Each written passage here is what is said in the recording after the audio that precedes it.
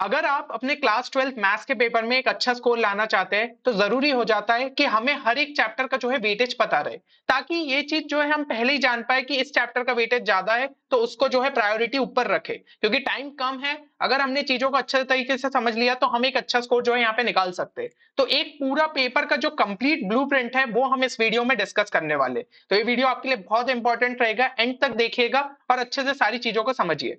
अब देखिए यहाँ पे एक और चीज मैं आपको बता दूं कि आपके बोर्ड्स के पेपर जो है जल्द ही खत्म होने वाले हैं। तो यहाँ पे आपके लिए जो है एक और चैनल हमारा ऑलरेडी जो है आपके लिए अवेलेबल है, हर्षल बिट्स पिलानी नाम से। आप उसको सर्च कर सकते हैं या फिर इसकी जो लिंक है वो आपको डिस्क्रिप्शन में देखने को मिल जाएगी। तो यहाँ पे आपकी जो कॉम्पिटेटिव एग्जाम्स रहती है like JEE, BITSAT, VIT, triple E, तो इन सभी एग्जाम से रिलेटेड काफी ज्यादा यूजफुल कंटेंट आपको इस चैनल पे देखने को मिल जाएगा। जैसे अभी रिसेंटली हम जो है जेई मेंस की स्ट्रेटेजी लेके आए थे, जो कि स्टूडेंट्स को काफी ज्यादा हेल्प कर रही है। तो यहाँ पे जैसे कि बोर्ड्स में हमने आपकी पूरी तरीके से मदद करी है, वहां भी आपको इस टाइप से वीडियो देखने को मिल जाएंगे। तो जरूर से उसे चेक करिएगा और सब्सक्राइब ध्यान से कर लीजिए। तो इसकी जो लिंक है वो आपको डिस्क्रिप्शन में मिल जाएगी, वहां जाके आप इसे देख सकते हैं।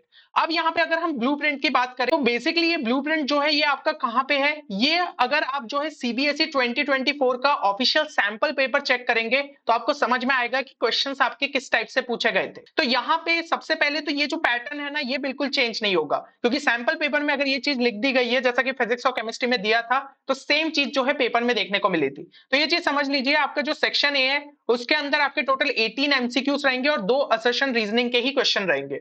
जबकि केमिस्ट्री और फिजिक्स में आप जानते हैं कि असर्शन रीजनिंग के क्वेश्चन ज्यादा थे, लेकिन यहाँ पे जो है एमसीक्यूज आपके ज्यादा है और असर्शन रीजनिंग के कम है। तो ये चीज समझ गए, मतलब 20 क्वेश्चंस जो है वो आपके ऑब्जेक्टिव रहने वाले।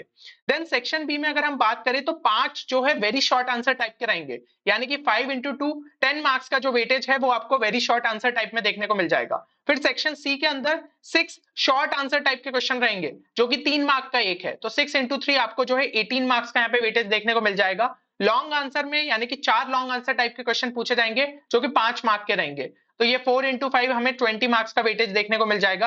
और सेक्शन ई में 3 सोर्स बेस्ड या फिर केस स्टडी जो हम कहते हैं उससे रिलेटेड क्वेश्चन रहेंगे, तो 4 मार्क का ईच आपका जो है सब पार्ट रहेगा। तो यहाँ पे जो है 3 इंटू 4 अगर हम कर दे, तो 12 नंबर जो है हमें यहाँ पे देखने को मिल जाएंगे। अगर आप यहाँ पे टोटल करोगे तो 80 का जो है आपका यहाँ पे वेटेज बन जाता है। तो 80 नंबर का जो है पेपर होने वाला है। अब थोड़ा सा हम देख लेते हैं कि चैप्टर वाइज क्या चीजें रहने वाली है, क्योंकि ये चीज आपको कहीं भी देखने को नहीं मिलती, लेकिन पेपर में हमें जानना जरूरी है कि भाई आपका वेटेज कौन से चैप्टर का यहाँ पे ज्यादा रहने वाला है। तो चलिए यहाँ पे नजर डाल लेते हैं ब्लूप्रिंट पे।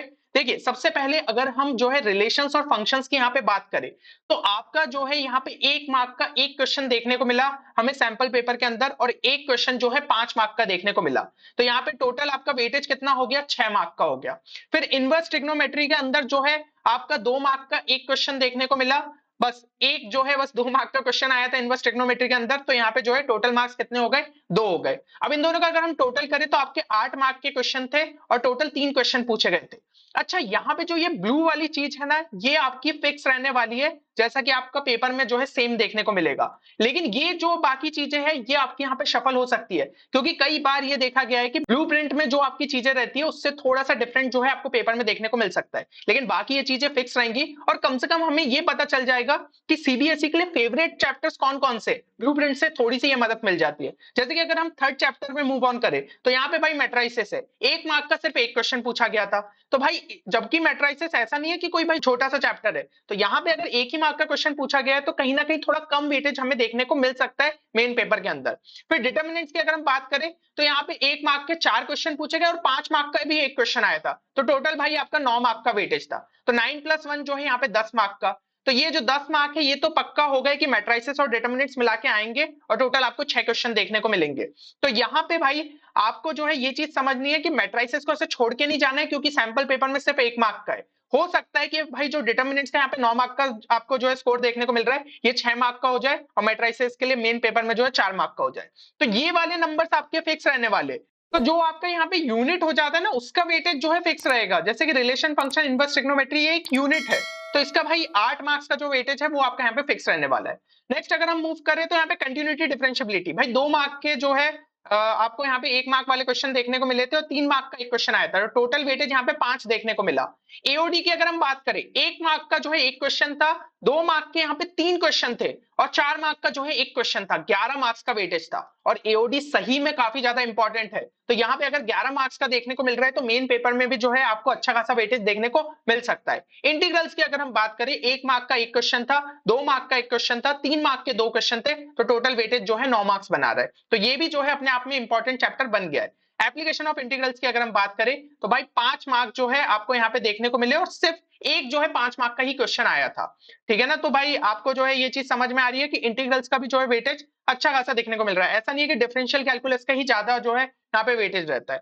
डिफरेंशियल इक्वेशन की अगर बात कर ले, यहाँ पे 2 जो है 1 मार्क वाले क्वेश्चन थे और एक जो है 3 मार्क वाला था, तो भाई 5 नंबर का वेटेज हमें यहाँ भी देखने को मिल जा रहा है। वेक्टर्स में अगर हम बात करें, 3 क्वेश्चन जो है आपके 1 मार्क के देखने को मिले और यहाँ पे जो है एक क्वेश्चन 4 मार्क का आया था, तो टोटल 7 मार्क का वेटेज है। और 3D ज्योमेट्री की अगर हम बात करें तो 2 जो है 1 मार्क के क्वेश्चन थे और एक जो है भाई 5 मार्क का क्वेश्चन था, तो टोटल आपको 7 मार्क का वेटेज देखने को मिला। तो यहाँ पे 14 मार्क का वेटेज जो है वेक्टर 3D के लिए फिक्स रहता है। और एक और चीज जो है यहाँ पे नोटिस करो, 35 नंबर जो है भाई आपके सिर्फ कैलकुलस के रहने वाले। तो कैलकुलस में लेकिन ये भी है ना यार, चैप्टर्स बहुत ज्यादा आ जाते, तो अगर किसी का कमांड कैलकुलस पे अच्छा है तो प्रॉपर जो है यहाँ पे ट्राई करना चाहिए कि 35 में से 35 जो है वो निकाल ले। अब यहाँ पे नेक्स्ट अगर हम मूव करें तो भाई लीनियर प्रोग्रामिंग, एक इंडिविजुअल चैप्टर जो कि 5 मार्क का वेटेज आपका कैरी करने ही वाला है, ये फिक्स चीज है। तो यहाँ पे जो है आपको 2 1 मार्क के क्वेश्चन देखने को मिले और एक 3 मार्क का क्वेश्चन देखने को मिला। मोस्टली यही सेम चीज जो है हमें मेन पेपर में भी देखने को मिलेगी क्योंकि इसका वेटेज जो है फिक्स रहता है। प्रोबेबिलिटी की बात कर ले, 1 मार्क का जो है एक क्वेश्चन था, एक जो है 3 मार्क का क्वेश्चन था और एक जो है 4 मार्क का क्वेश्चन था। तो यहाँ पे टोटल जो है हमें 8 मार्क देखने को मिले और 3 क्वेश्चन आए थे। तो ये भी चीज मेरे हिसाब से जो है फिक्स ही रहेगी। अब ये यहाँ पे जो है केस स्टडी में क्वेश्चन पूछा गया है, तो हो सकता है कि भाई प्रोबेबिलिटी से ही जो है हमें केस स्टडी का क्वेश्चन देखने को मिले। और यहाँ पे बाकी आप देख सकते हो एओडी से एक पूछा गया था, तो ये भी मोस्टली जो है रहना चाहिए। वेक्टर से जो है एक आपको केस स्टडी में देखने को मिला, ये शायद थोड़ा सा जो है चेंज हो सकता है, किसी और से भी केस स्टडी पूछी जा सकती है। तो इस तरीके से जो है मेरे हिसाब से ब्लूप्रिंट जो है वो आपको यहाँ पे क्लियर हो गया होगा। अब हम यहाँ पे जो है इस एनालिसिस से थोड़ा सा एक चीज यहाँ पे समझ सकते हैं कि आपका जो है यहाँ पे मोस्ट इंपॉर्टेंट चैप्टर्स की अगर हम बात कर ले तो एओडी जो है रहने ही वाला है।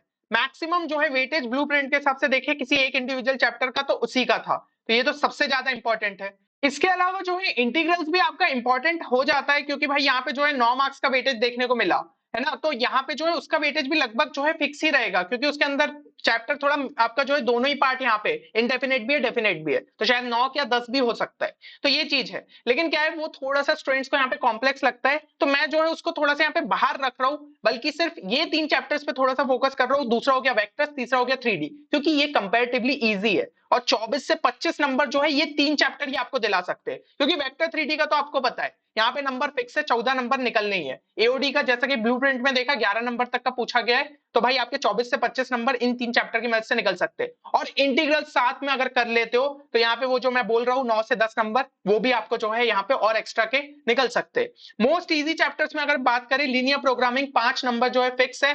डिफरेंशियल इक्वेशन का भी लगभग 5 नंबर हमें ब्लूप्रिंट में देखने को मिला। कंटिन्यूटी डिफरेंशियबिलिटी का भी जो है 5 नंबर हमें देखने को मिला और डिटर्मिनेंट से भी जो है अच्छा खासा वेटेज था। तो टोटल मिला के 20 से 22 नंबर कहीं ना कहीं हमें दिख रहे हैं और ये सभी काफी इजी चैप्टर्स है।